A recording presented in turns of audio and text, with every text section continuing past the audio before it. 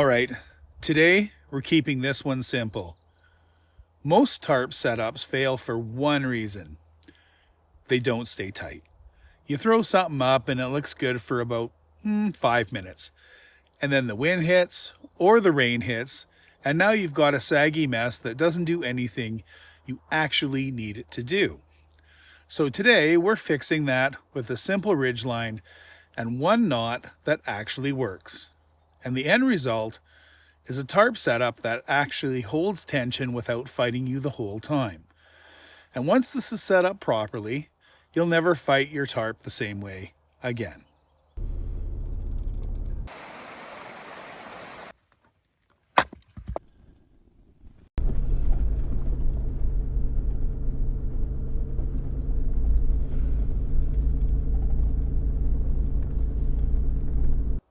Durable dads, brothers from other mothers, and sisters from different misters, thanks for tuning in. Today we're keeping this one solo and practical.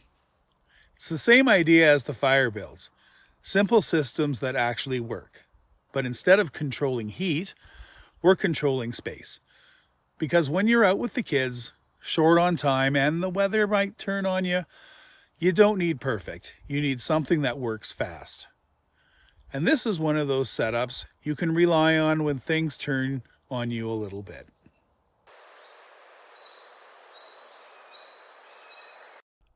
All right, kids, it's time to lay out the tools for today's build. We're back at the scene of the original crime from the last video when I did the tarp shelter. You can see in the background there the offending trees, and over there you'll see the other end point of this, and we're going to create a ridge line across to that tree. Anyways, enough context. Let's get to what we need for this little adventure. We're going with paracord, 100-foot chunk of that. Paracord is incredibly useful for just about anything. Now, I know people that build ridge lines. I've had some people say there's different materials that are almost better. Bank line being one suggested to me because it's treated and coated. But you know what? Paracord is readily available and you can pick it up at a dollar store, so that's handy and it works. Okay, a knife, obviously, because you might want to cut this on the fly, cut chunks. Some extra cord for tying things down, affixed to a piece of fat wood. Very nice, very nice. Some jute, just in case. We probably won't be using that at all today. Out of one of my backup tents, I stole some pegs. So, and these are going to be play a part for sure. Just to be able to, peg things down, right? Excellent. Okay, so that's what we're going to do, because as a simple A-frame, we're going to want to have, we're running that way across, we're going to want to have something to, keep the wings down. You'll see this when I build it. Okay, and of course, the packing pod, thank you, Hot Core, and some bungees, and some ball bungees, just in case to tighten this bad boy down. We've got the dual cam today. Day pack is with, but the thing is this doesn't necessarily figure in because this isn't a day pack structure, although you can absolutely do this exact same structure for anything that you're packing in, just to give yourself a quick makeshift tent. But you want for just a little seating area, you roll up into a spot, you find a likely tree, you're going to affix it to, I'm going to affix it to my basket up there, or maybe your roof rack, whatever you've got for packing around your toys is going to be one point, and then the other point's going to be said trees. Anyways, let's get to some knots, and then let's build a structure.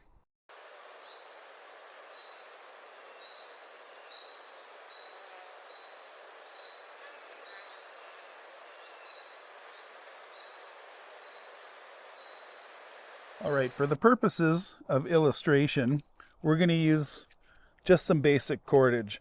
okay, that I've got kicking around. So we're not going to bust out the paracord quite yet.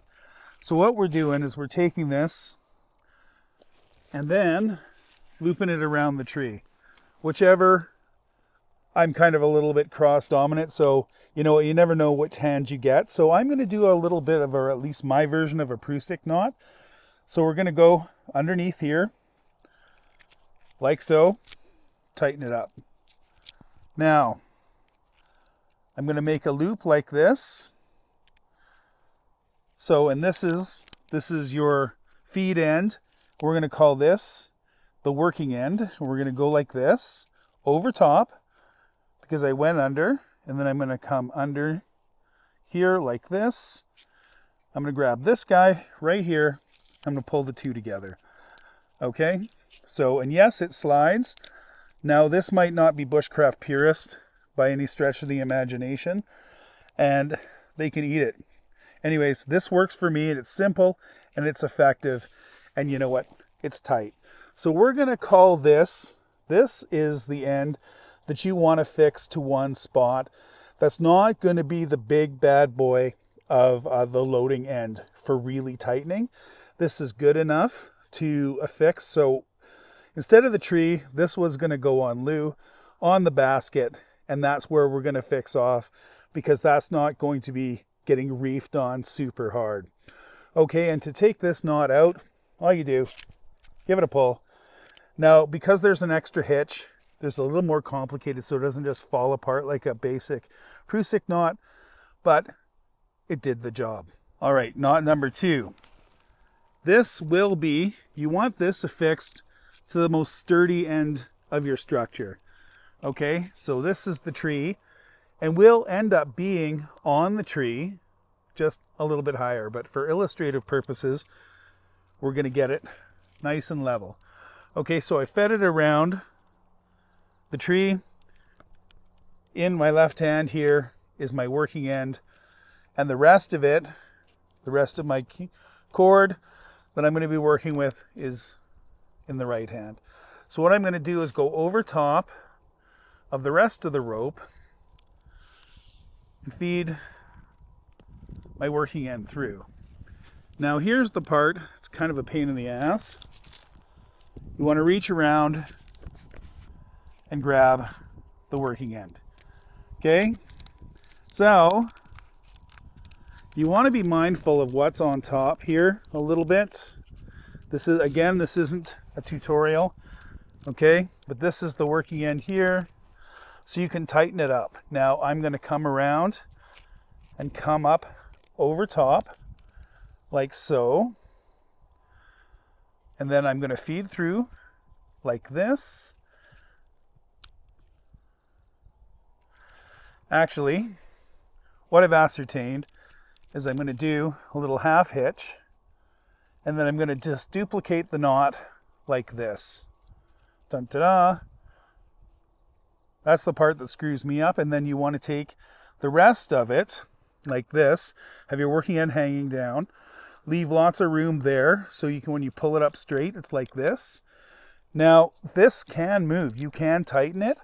I didn't tie it way out here, but this kind of a half hitch knot actually does tighten up and loosen. So you can get it nice and sturdy, and you can pull on it.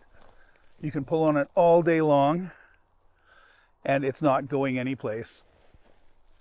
And see, I just was able to tighten it up. And that's the trick of it, is getting something tight that stays there and doesn't sag over time. All right, what you see behind me is your Ridgeline in action. That's the backbone of the whole system. If the Ridgeline sucks, everything sucks. So just ran a simple line between two anchor points. There was nothing fancy, just solid and at essentially the right height. The tension, well, it doesn't have to be perfect, just not yet anyway. Most people stop here and wonder why their tarp fails. Well, get to that next.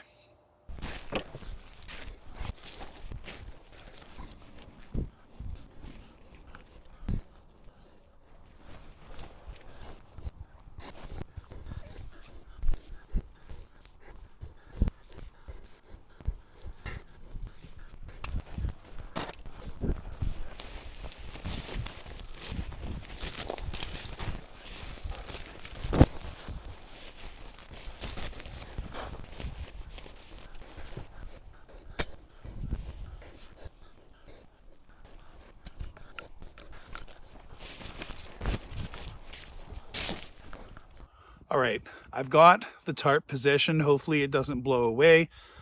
I've got the ridgeline across there, and I've got it kind of just folded over.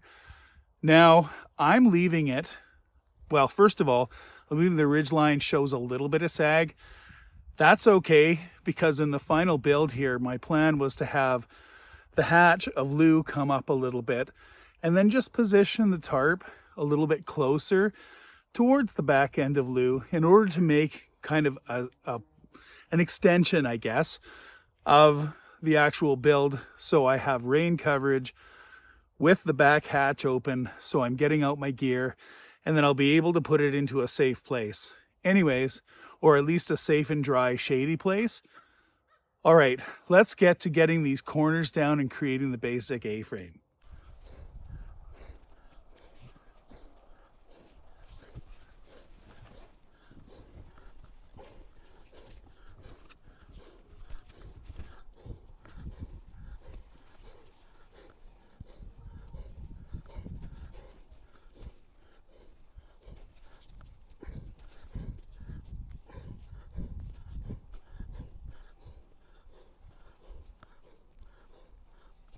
Just a little editor's note. The wind is kicking up just enough, and I haven't done this enough times for me to be able to do this competently, or at least in a timely manner. Instead of jerking around for the rest of the day, we're gonna go with bungees and tent pegs for the rest of this build. Okay, hopefully that'll be a little bit more entertaining.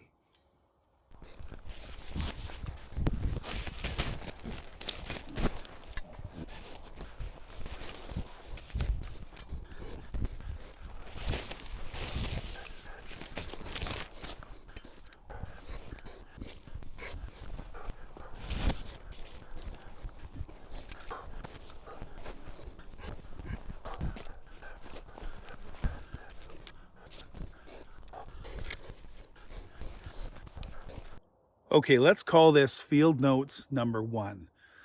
First off, when you have a fresh coil or a fresh bundle of paracord that you had just opened right from the factory, don't just start, uncoiling it somewhat and then huck it on the ground like I did. I should know better, and I chose to ignore it for simple expediency, and that ended up biting me right in the ass, and I had a tangly mess. So when you're prepped, like a good dad should be, have your coil of paracord secured fastly, just like this, so it makes it so much easier, so you can just whip it out, and then you're not gonna have a nightmare later, okay? We're talking about quick builds here. Okay, let's call this field notes maybe, I guess, 1.5. Second part is I switched to bungee cords really quickly, okay? Knots, Prusik knots and tent pegs or whatever you got on hand that nature provides is great if you're through hiking and you have minimal gear. But when your full kit is like right there, do yourself a favor and use a bungee cord. I just hook, done. It's easier to tension, it's easier to position, way quicker. And you know what? Your dry or shady self and kids are going to appreciate it, even if some bushcraft purist does not. As always, some gratuitous, basic shelter and nature footage.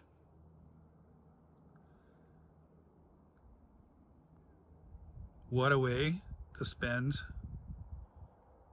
an afternoon.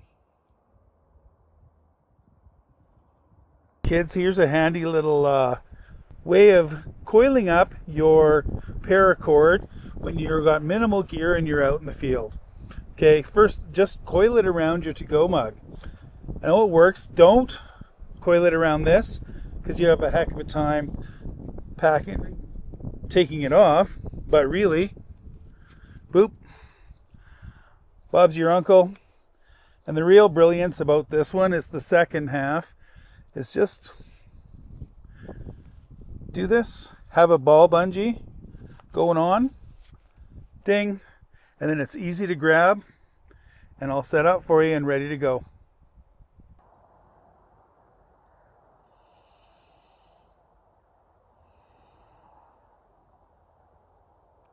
So a couple of quick takeaways from this one.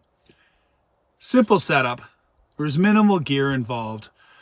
And there was some tension that actually holds. This thing's got strain on it, bending, but still keeping. It's not about building the perfect shelter. It's about having something that works when you need it. Because a tarp isn't just shelter, it's options. And once you've done this once or twice, it gets fast. And that's when this really starts to pay off. All right, there you have it.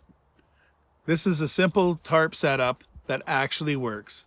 There was no overbuilding, no complicated systems. Just something you can throw up fast, adjust on the fly, and actually use. So if this helped, hit like and pass it along to someone who's tired of fighting their tarp. And you know what? Stick around, because we're just getting started with this whole thing. And remember, dads, durability isn't just about the gear. It's about how you build it. So here's me keeping the coffee hot, going undercover. Peace out, Scout.